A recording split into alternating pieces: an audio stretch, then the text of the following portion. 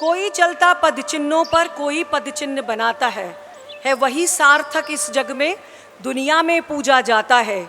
जो दान स्वयं का देकर भी अपना कर्तव्य निभाता है वही सार्थक इस जग में दुनिया में पूजा जाता है। अब समय चिर प्रतीक्षित आशीर्वचन का मेरा माननीय डॉक्टर मोहन भागवत जी, परम पूजनीय सरसंघ चालक जी, राष्ट्रीय स्वयं सेवक संघ, आपसे करबद्ध निवेदन कि परंपरा अनुसार एकल गीत के उपरांत आप हमारा मार्गदर्शन करें। एकल गीत के लिए भैया शशांक। तेरी गोदी में जो सुख माँ सारे जग में कहीं नहीं आकर्षित कर सकते हमको। चांद सितारे कहीं नहीं तेरी गोदी में जो सुख माँ। तेरी सेवा में रत होकर कांटों का पथ भी प्यारा। कस्तूरी बन बसो हृदय में रखो ज्ञान का उजियारा। झूठे जग की मृग तृष्णाएं, झूठे जग की मृग तृष्णाएं बुद्धि विसारे कभी नहीं तेरी गोदी में जो सुख माँ सारे जग में कहीं नहीं आकर्षित कर सकते हमको। चांद सितारे कभी नहीं तेरी गोदी में जो सुख माँ। तेरे पथ की धूलि तप्त भी अमृत घट सी शीतल है। सागर के लहरों की छाती ध्येय मार्ग का संबल है। तेरा क्षितिज असीम निरंतर, तेरा क्षितिज असीम निरंतर लगे किनारे कभी नहीं तेरी गोदी में जो सुख माँ। सारे जग में कहीं नहीं आकर्षित कर सकते हमको। चांद सितारे कभी नहीं तेरी गोदी में जो सुख माँ। अपने में विश्वास रखे माँ, अविचल श्रद्धा का वर दो। प्रभु का पाएं अभय हस्त हम, शूल शौर्य सिंचित कर दो। तेरे सुत तेरे अनुचर माँ, तेरे सुत तेरे अनुचर माँ हाथ पसारे कभी नहीं तेरी गोदी में जो सुख माँ। सारे जग में कहीं नहीं आकर्षित कर सकते हमको। चांद सितारे कभी नहीं तेरी गोदी में जो सुख माँ। परम श्रद्धेय पूज्य संत चरण, आदरणीय गोयल जी, भाऊराव देवरस सेवान्यास के सभी कार्यकर्ता, हितैषी गण, इस प्रदेश से और अन्यत्र जगहों से यहाँ पर उपस्थित सभी महानुभाव, नागरिक सज्जन, माता भगिनी,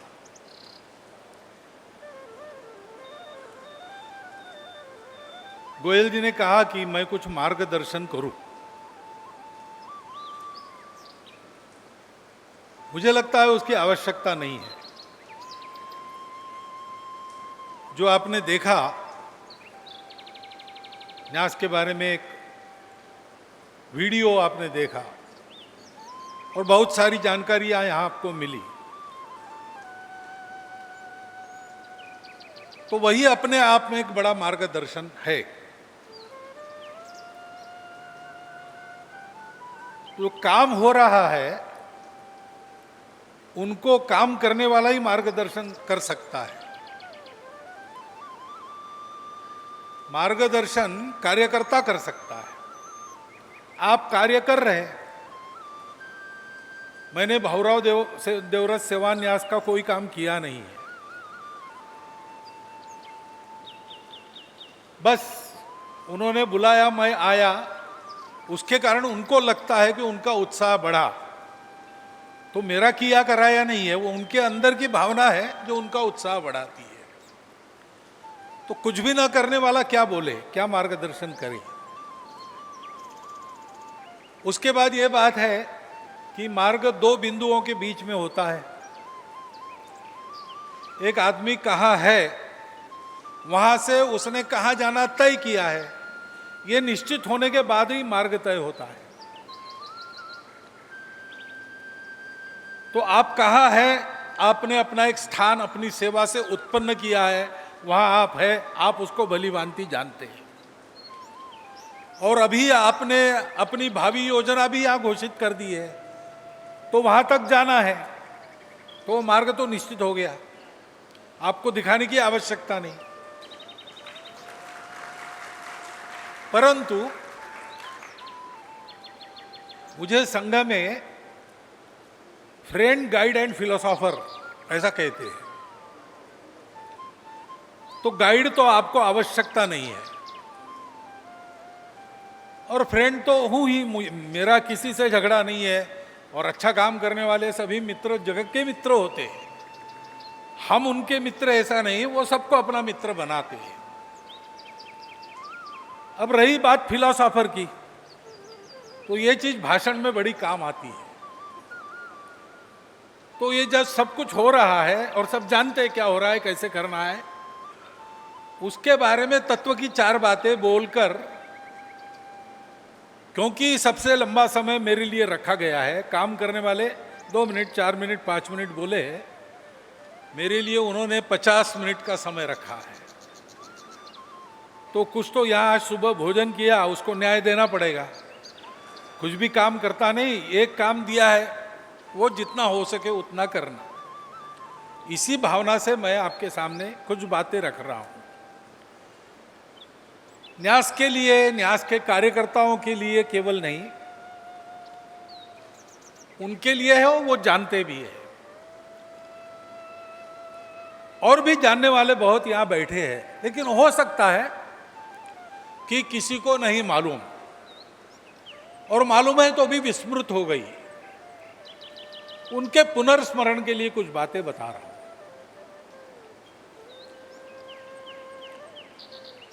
यह सेवा का कार्य है। तो सेवा का कार्य क्यों होना है?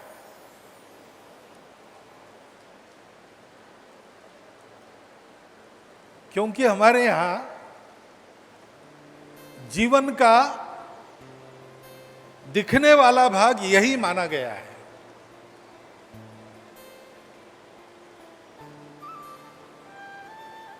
यानी एकांत में आत्म साधना और लोकांत में परोपकार, ये मनुष्य के जीवन की परिभाषा हमारे यहां परंपरा से चलती आई है।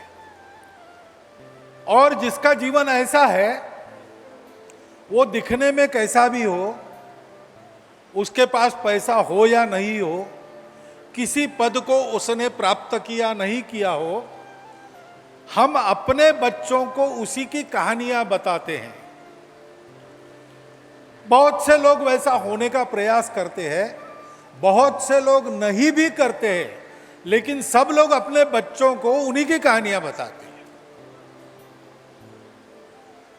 जैसे स्वामी विवेकानंद के पास एक ढेला नहीं था, उन्होंने कमाया कुछ नहीं, घर में दारिद्र्य था। उस दरिद्रता की अवस्था में उनकी माता के लिए खेतड़ी के राजा साहब 100 रुपया मनी ऑर्डर भेजते थे, तब उनका और उनकी भाइयों का निर्वाह चलता था। विवेकानंद ने कुछ नहीं कमाया, ग्राम पंचायत में भी चुन के नहीं आए, कभी कोई सत्ता स्थान नहीं मिला।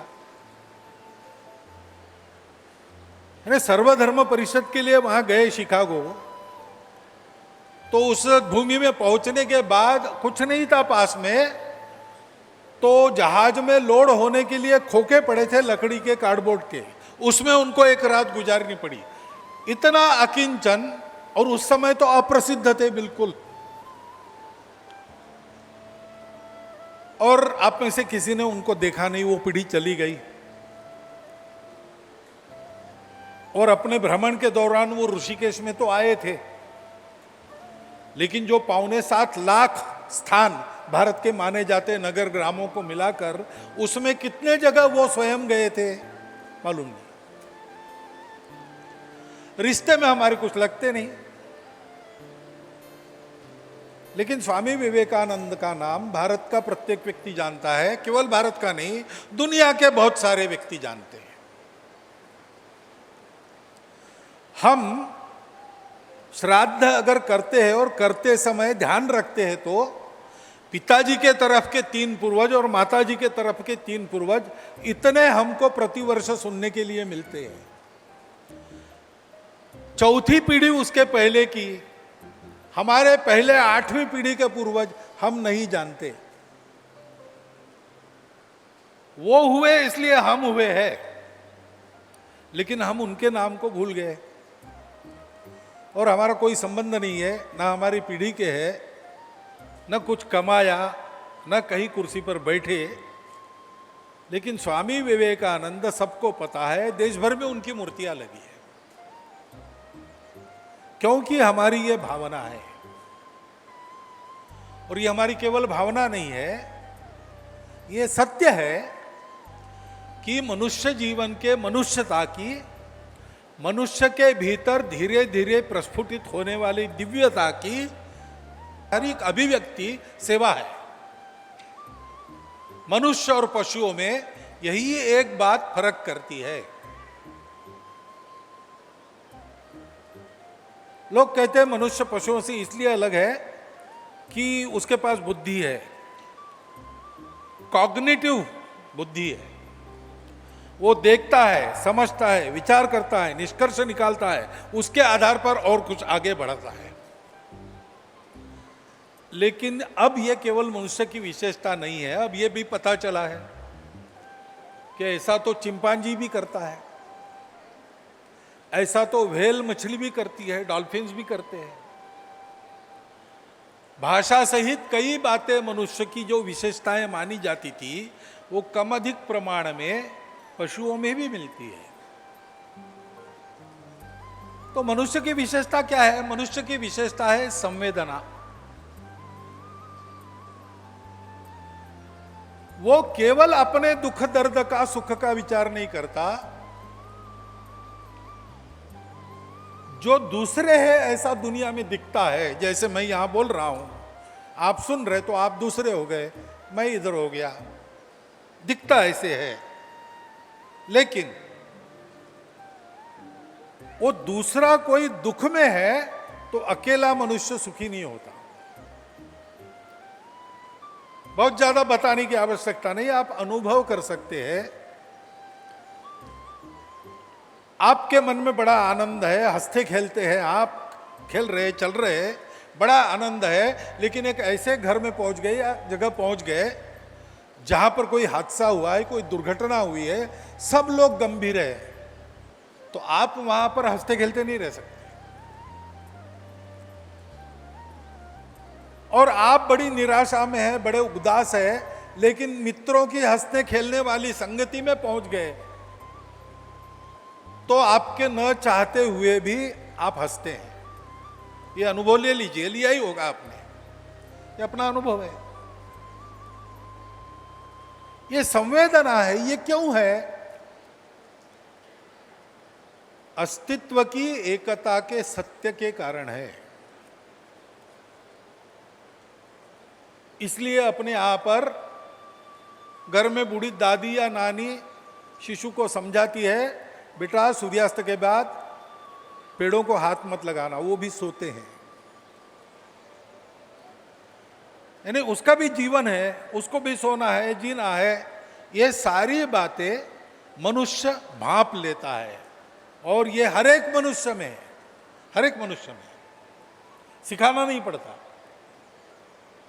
क्योंकि विश्व की एकता इसी धागे से जुड़ी है।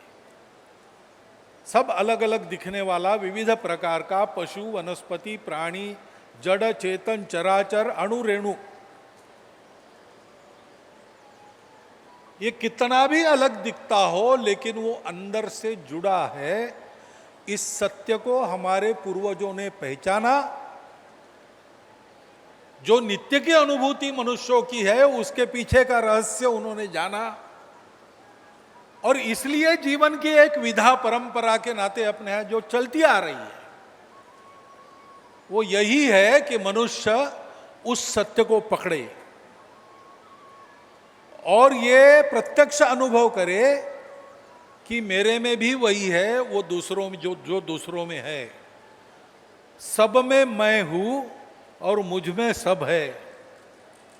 दिखने वाला जो अलग अलग है वो एक दिन चला जाता है, वो वहां तक जाता है, उसके बाद नहीं है।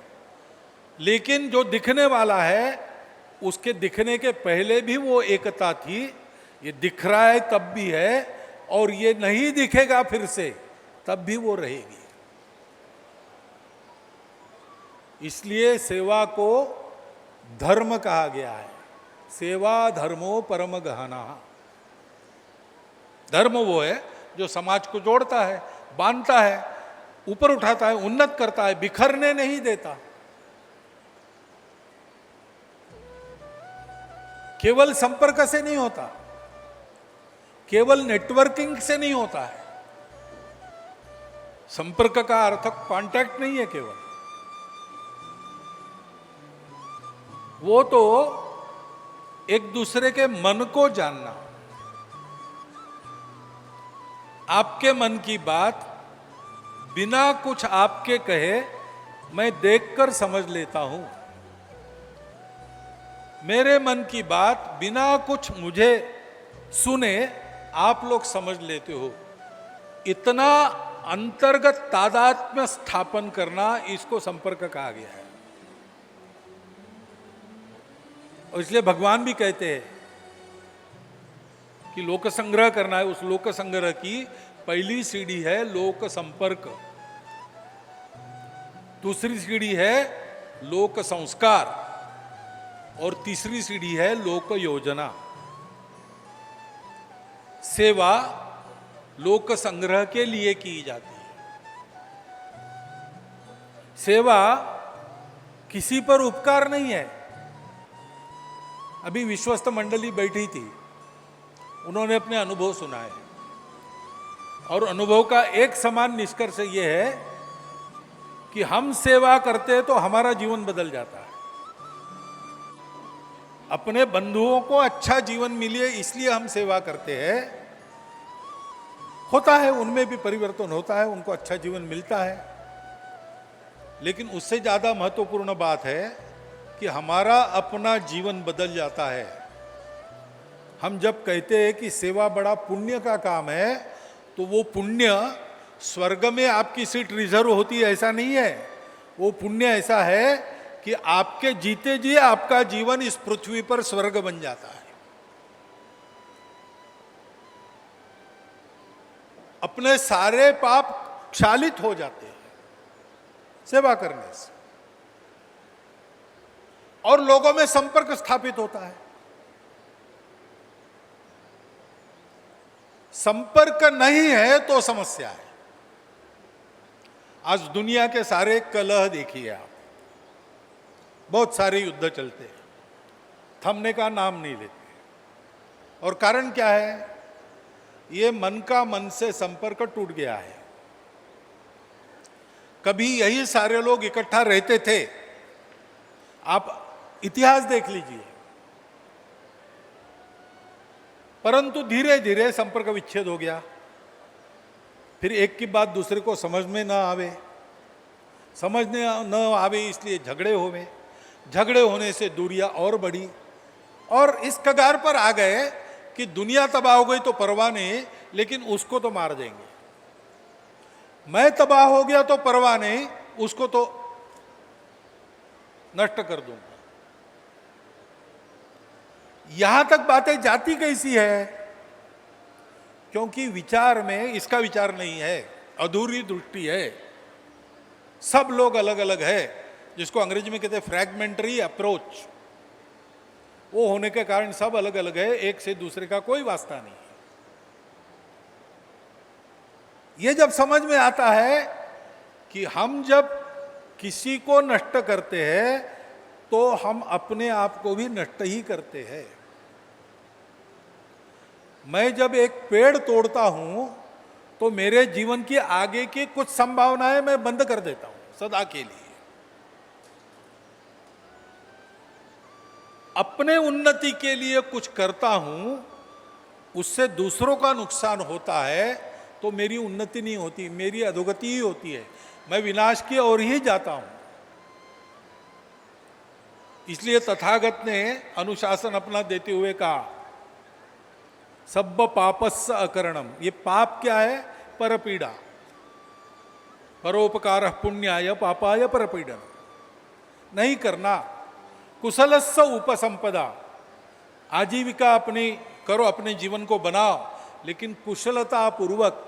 और कुशलता की दो बातें हैं। एक है जो करते हैं वो उत्तम होना चाहिए, उत्कृष्ट होना चाहिए।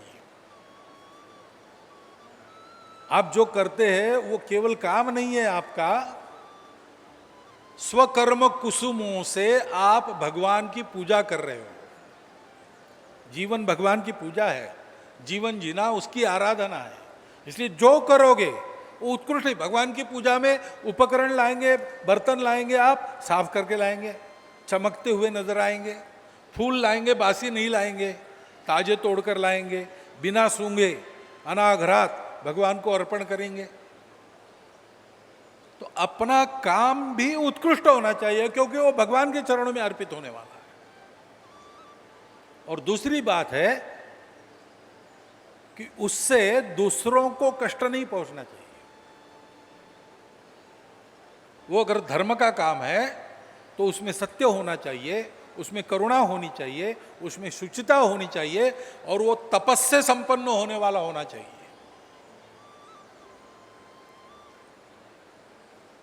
अनायास मिल गया,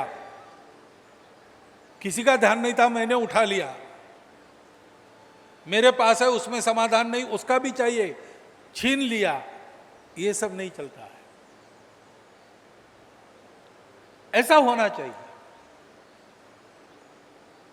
इससे क्या होता है? आगे वो कहते हैं, सब्ब पापस्य अकरणम कुशलस्य उपसंपदा सच्चित्त परियोदपनम।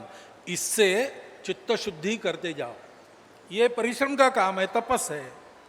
उसके कारण शुचिता प्राप्त होती है।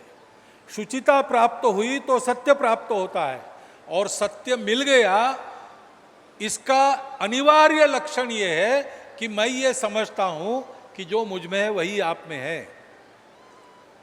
तो आपके दुख दर्द की संवेदना मेरे में होती ही है, और वो दूर करने के लिए स्वयं के दुख की परवाह न करते हुए मैं काम करता हूं। ऐसे हम थे। हम जब ऐसे थे तब हम सब बातों में दुनिया के आगे थे, दुनिया के नायक थे। विद्या हो, धन हो, बल हो, ज्ञान हो, सब बातों में भारत की ओर लोग देखते थे, भारत का अनुसरण करते थे, भारत की भूमि को उसके लिए पवित्र मानते थे। भारत में जन्म लेना ये कितने मनुष्य जन्मों के पुण्य का फल है, प्रार्थना करते थे, भगवान हमको भारत में जन्म मिले। उस पुण्य के कारण आज भी दुनिया के लोग ऐसी प्रार्थना करने वाले हैं कुछ। परंतु जिस दिन हमने इसको भुला दिया, उस दिन से क्या हुआ, हम भूल गए, इसलिए हमने परवाह नहीं की।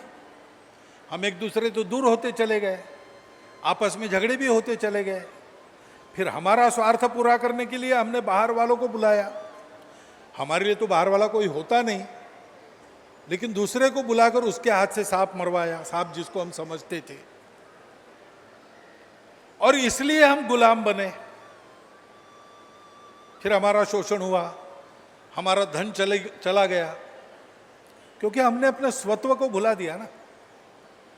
ये हमारा स्वत्व है, भारत का सत्व है, यही हमारा सत्य है। प्रहलाद जी हिरण्यकश्यप के बाद बन गए साम्राज्य के, त्रिभुवन के साम्राज्य के अधिपति। तो इंद्र ने सोचा कि नारायण को प्रसिद्ध किया इसका विध्वंस करने के लिए, क्योंकि हमको त्रिभुवन का राज्य मिले। लेकिन तो उल्टा ही हो गया, उसी का लड़का बैठ गया।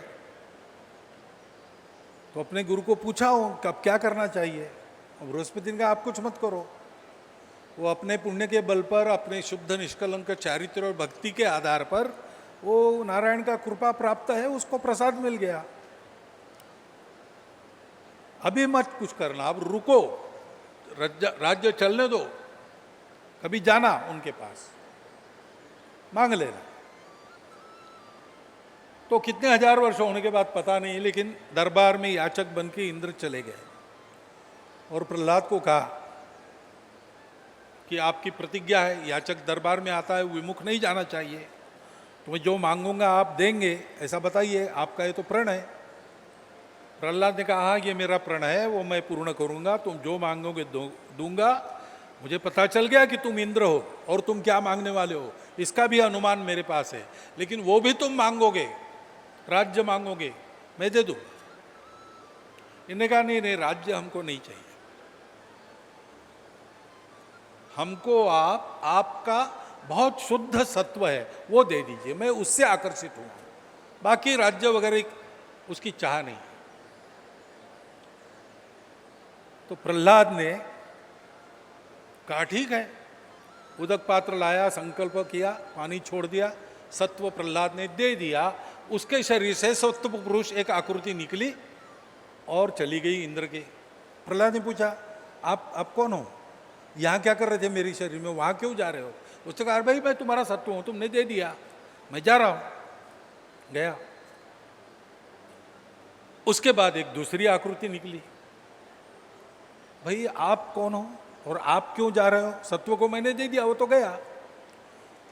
तो उसने कहा कि मैं तुम्हारा बल हूं, बल स्वत्व का होता है, सत्य सत्व सत्व इन्हीं का बल होता है, तुमने वो दे दिया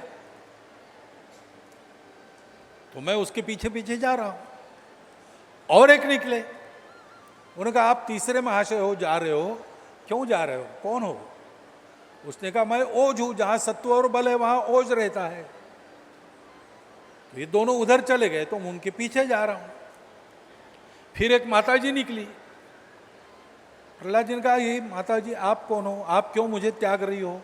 तो मैं तुम्हारी लक्ष्मी हूं, जहां सत्व बल और ओज है वहां मैं रहती हूं, ये तुमने उनको दे दिया, मैं उनके पीछे जा रही हूं। एक सत्व का हरण करके इंद्र ने सारा कुछ ले लिया। हम अपने भारत के इतिहास को देखेंगे तो ऐसा ही है, सत्व हमने छोड़ दिया और हम इस स्थिति में आए। अब आज की स्थिति देखिए, संपर्क नहीं है, दरिद्री हो गए आक्रमणों के कारण।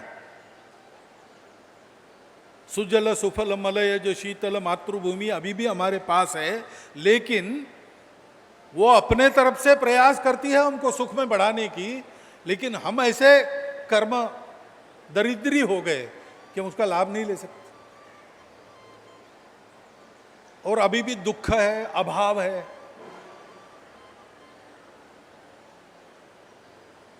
इसका लाभ बाकी लोग लेते हैं। जिनको भारत को बलवान नहीं बनाने देना है, भारत के बड़े होने से जिनके स्वार्थ के दुकान बंद हो जाएंगे, ऐसी ताकतें दुनिया में हैं। और वो प्रयास करती है कि भारत कभी उठे नहीं। ऊपर से चिकनी चुकड़ी बातें करेंगे, वाह वाह करेंगे, परंतु अंतस्थे हेतु सब समझते हैं, हम भी जानते हैं, जिनको जानना है वो भी जानते हैं। उनका ये सतत उद्योग रहता है कि आपस में हम बटे रहे, आपस में लड़ते रहे। अब इसको भी ठीक करना है, और ये नहीं होता तो भी ये कैसे संभव है भाई? हम एक राष्ट्र है, हम एक समाज है, हमारा एक शरीर है।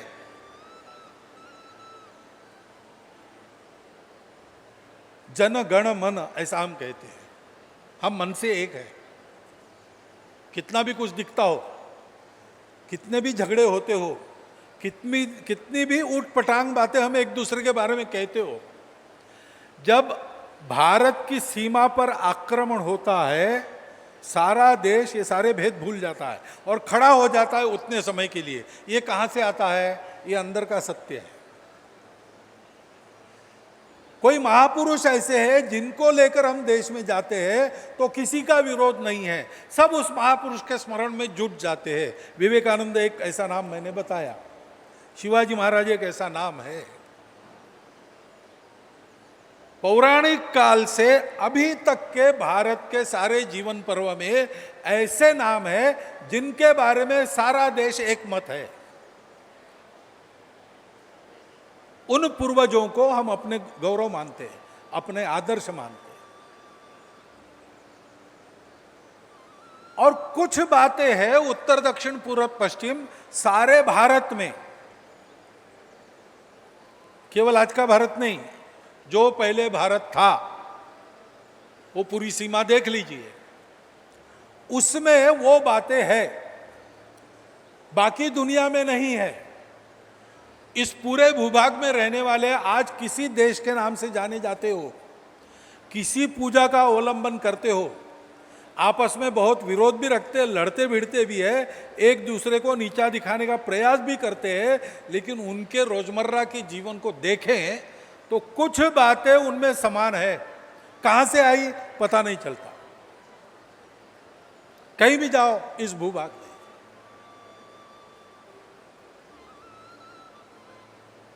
कुछ आप खरीदो, पैसा दो, पूरा तोल के ले लो, उसके बाद एक मुट्ठी और मिलता है।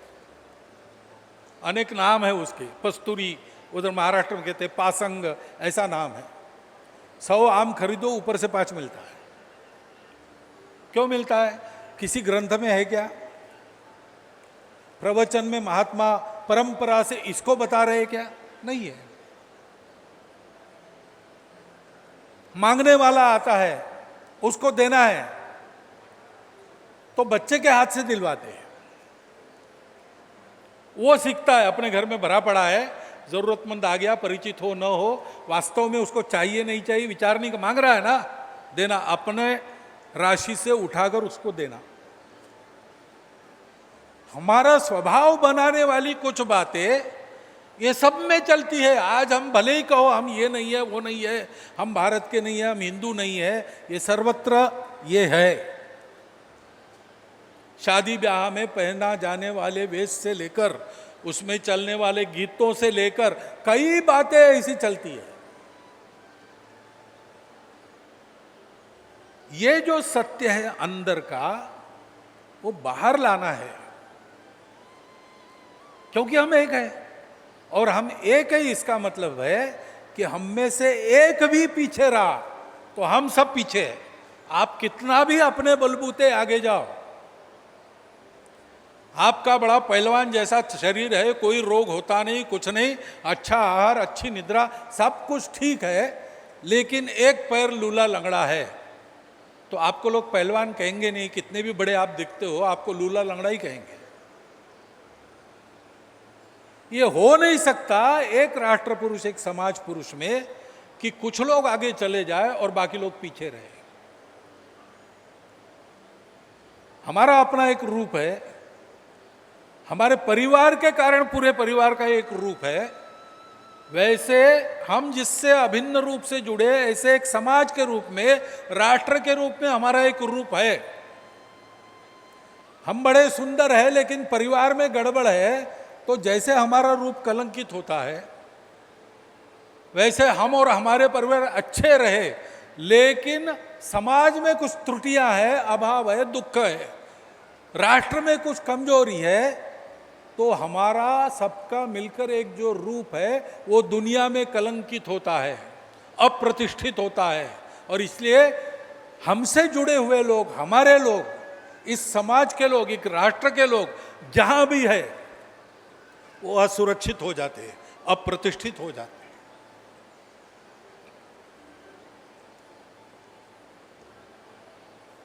दुनिया में ऐसा भी एक शासक निकला, ईदी अमीन नाम का।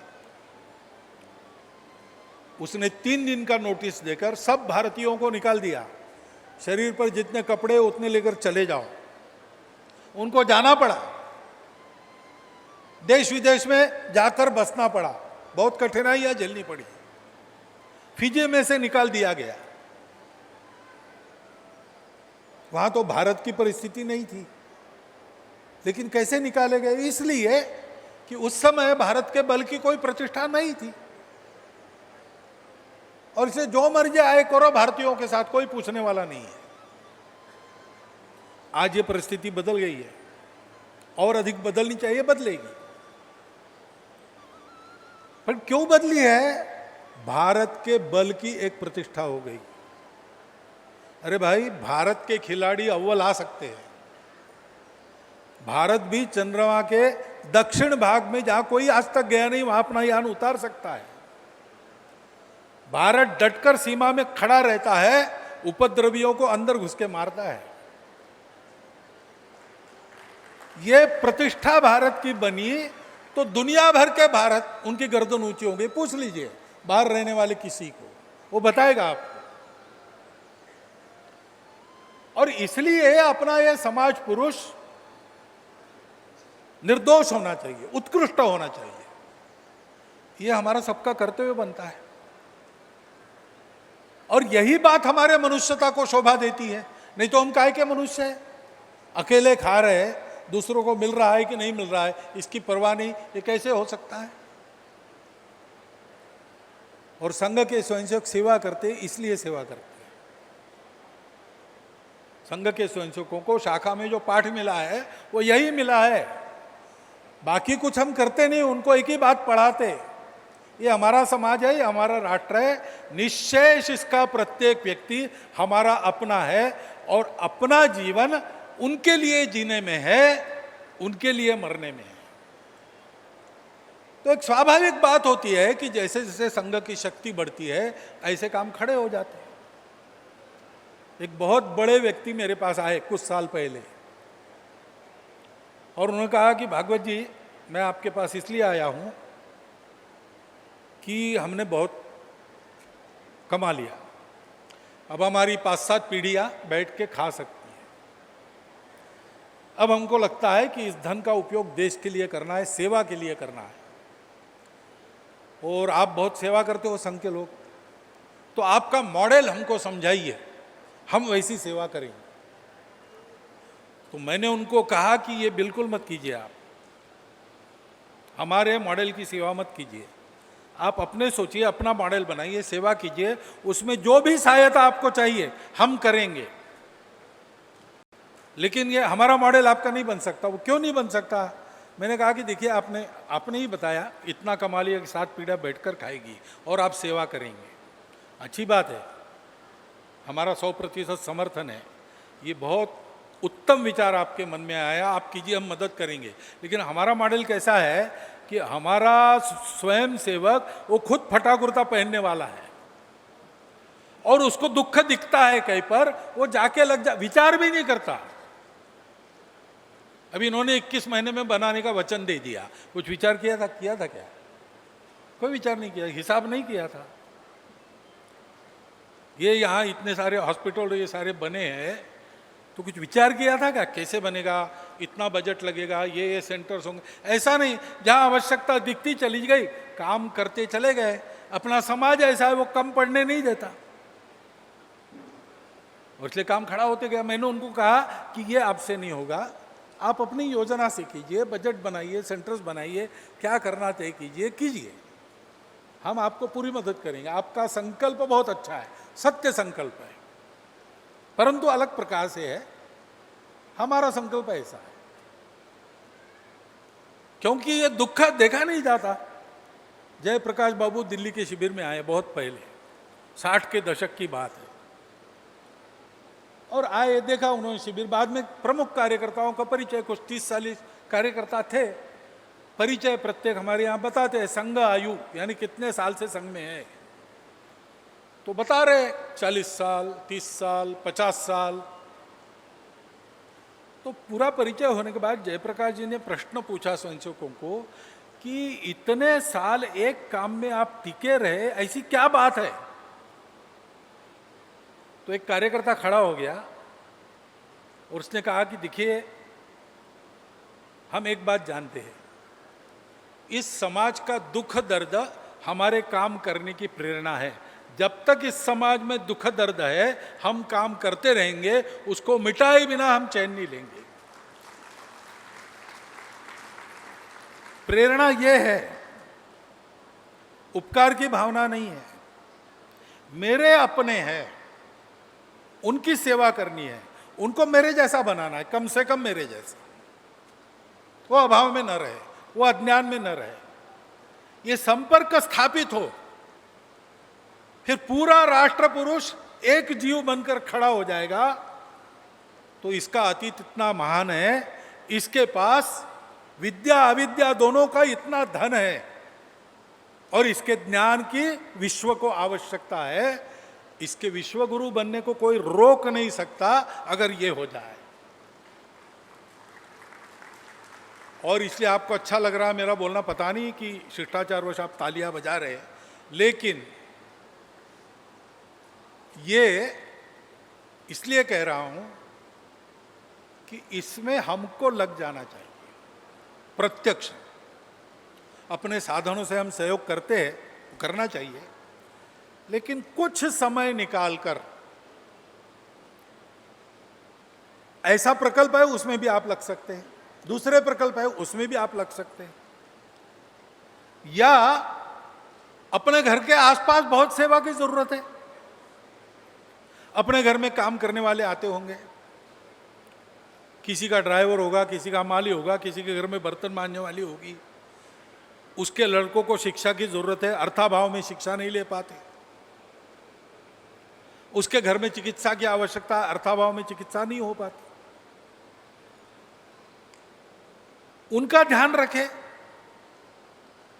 कौन कैसे है देखे, हमारे संपर्क में आने वाले व्यक्ति, उनको हमारा स्नेह मिले, हमारा नागरिक के नाते बराबरी का व्यवहार मिले, और कुछ उनके जीवन में त्रुटि है और वो अशक्त है, तो हमारी शक्ति उनकी शक्ति की पूर्ति करने के लिए लगे। इसकी आवश्यकता है। सेवा देखकर सेवा बढ़नी चाहिए, बाकी सब हो जाएगा। संकल्प सत्य है तो ये काम होते चलेंगे। जयप्रकाश भारद्वाज जी दिल्ली में आए थे, ऐसी सेवा करने वाले सबको बुलाया था, बहुत सारे लोग थे। स्वाभाविक ऐसा लगता है कभी कभी कार्यकर्ताओं को, वो सब संघ के कार्यकर्ता नहीं थे, लेकिन जो भी सेवा करता है कभी कभी उसके मन में आता है, मैं इतना कर रहा हूँ, समाज ध्यान नहीं देता, कोई सहायता नहीं करता, मैं अकेले ही कर रहा हूँ, ऐसा कभी कभी हो जाता है। तो लोगों ने ये बात रखी, जयप्रकाश जी को बोलना था मुख्य अतिथि के नाते, तो उन्होंने एक बात कही कि अगर आपको लगता है कि आपके सेवा में सहयोग नहीं हो रहा है, तो आपकी सेवा में कुछ कमी है, उसको ठीक कीजिए। ये कभी होता नहीं कि आप सत्य संकल्प से सेवा कर रहे हो, उत्कृष्ट कर रहे हो, और आपको अर्थाभाव हो, साधनाभाव हो। और इसलिए शुद्ध मन से ये काम चल रहा है, दृढ़ता पूर्वक सतत चल रहा है। इसके पीछे इसका दाता स्वयं भगवान है, उसकी चिंता नहीं करना है, वो होगा। परंतु वो काम हम सतत करें, दृढ़ संकल्प के साथ करें, निस्वार्थ बुद्धि से करें, इसमें अपना उद्धार है इसको समझ कर करें। मेरा व्यक्तिगत नहीं तो भी मेरे समाज राष्ट्र का है ये समझ कर करें। और इस सेवा को देखकर सेवा करने वाले बढ़े। जो सेवित है वो भी सेवा करने के लिए आए, ये भी होता है, यहां भी हो रहा है। मराठी में एक कविता है, उसकी पंक्ति ऐसी है, देने वाला देता है। मैं अपने हिंदी के ज्ञान के अनुसार भाषांतर कर रहा हूं। देने वाला देता जाए, लेने वाला लेता जाए, लेते लेते देने वाले के हाथ लेने वाला लेता जाए। तो हमको सेवा जिनकी करनी है वो हमारे जैसे ही है। जितने गुण हम में है, जितना कर्तृत्व हम में, उनमें भी है। परिस्थिति के कारण दबाव पड़ा है, हम इस परिस्थिति को ठीक करेंगे, उनका वो कर्तृत्व जाग जाएगा, उनका सिंहत्व जाग उठेगा।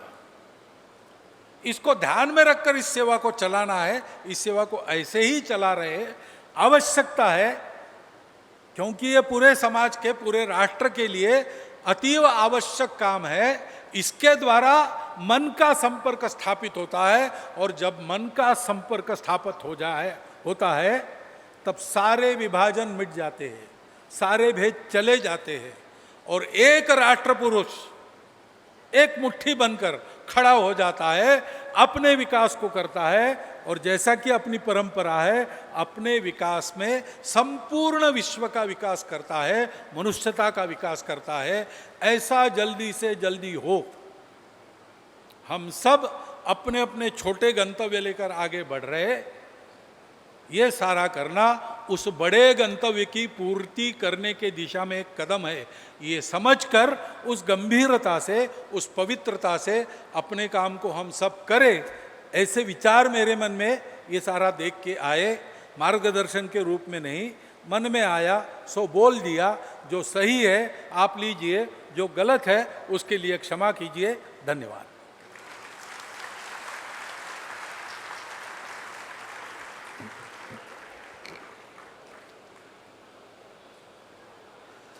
परम पूजनीय सरसंघ चालक जी ने बताया कि सेवा करने से आपका भी जीवन बदल जाता है। उन्होंने लोक संग्रह की 3 सीढ़ियों का भी जिक्र किया। हमारे पिछले 2 वर्ष का अनुभव बिल्कुल ऐसा ही है। इस भवन को बनाने में हमें जितना आनंद आया, हमारी पूरी टीम को, उतना अपने व्यापार की बढ़ोतरी से भी नहीं आया। किसी भी काम को आप करिए, ऊंच नीच होती ही रहती है, लेकिन प्रभु की ऐसी असीम अनुकंपा रही कि इस काम में हम चाह के भी गलत करते हैं तो नहीं प्रभु होने दिए। मैं एक उदाहरण देता हूँ। हम आदरणीय मोहन जी से मिलने गए। हमने कहा फरवरी मार्च में, हमने कहा आप समय दीजिए मई का और रविवार दीजिए, तो उन्होंने 18 मई का समय दे दिया, रविवार का। और उसके बाद क्या हुआ, चुनाव की तिथियां बदल गई, तृतीय वर्ष का समय बदल गया, उनके प्रवास बदल गए, तो उन्होंने 3 जुलाई का समय दिया। वो रविवार भी नहीं था। हमने बहुत प्रयास किया कि रविवार कर दें अगर मई नहीं कर रहे हैं, क्योंकि जुलाई में बहुत वर्षा होगी, बड़ी दिक्कत होगी। उन्होंने नहीं किया। और जून में हमें समझ में आ गया कि अगर हमने मई किया होता तो हम सर के बल खड़े हो जाते, तो भी भवन पूरा नहीं होता। और रविवार नहीं हुआ, ये भी बहुत अच्छा है, क्योंकि हमारे पूरे देश से सहयोगी आए। वो रविवार शनिवार को आते तो बहुत कष्ट होता उनको ऋषिकेश आने में, इसलिए प्रभु ने यह भी नहीं होने दिया। हमें मैसूर से, बेंगलोर से, जयपुर से, सूरत से, हापुड़ से, गाजियाबाद से, दिल्ली से, ऋषिकेश से, देहरादून से, कलकत्ता से और दुबई और नेपाल से भी लोगों ने सहयोग दिया। हम सभी का मन एक है, जैसा मोहन जी ने बताया, यानी कि हमें सभी, भारत के सभी लोगों ने, ऋषिकेश में इसका निर्माण हो रहा है जहां उनको कभी कुछ नहीं होने वाला, उन्होंने सहयोग किया। और मांगने वाले में हिम्मत होनी चाहिए। समाज पूरी तरह से आपके साथ रहता है। हमें पूरे समाज ने इसके लिए सहयोग किया। जैसा मैंने बताया, कभी किसी ने ऐसा नहीं कहा कि ये गड़बड़ है, हम नहीं सहयोग करेंगे। और आज वर्षा कई दिन से नहीं हो रही थी और कल बहुत गर्मी थी। हमने कहा कि वर्षा हो जाए, संजय जी ने कहा ना हो, मैंने कहा ना ना हो जाए, बहुत गर्मी है, वर्षा हो जाए। और मैं बता रहा हूँ ये भी प्रभु का शुभ संकेत है, वर्षा हुई, क्योंकि वर्षा होती है शुभ संकेत है। कल भी हुई, आज भी हुई, और हमें किसी को कोई कष्ट नहीं हुआ। तो ऐसे शुभ कार्य के हम सभी साक्षी बने और परम पूजनीय सरसंघ चालक जी का पाथेय मिला। अब मैं हमारे न्यासी और इस प्रकल्प के प्रमुख, जिनके नेतृत्व में हमने 21 महीने में इस भवन का निर्माण किया, संजय जी को आमंत्रित करूंगा धन्यवाद ज्ञापन के लिए।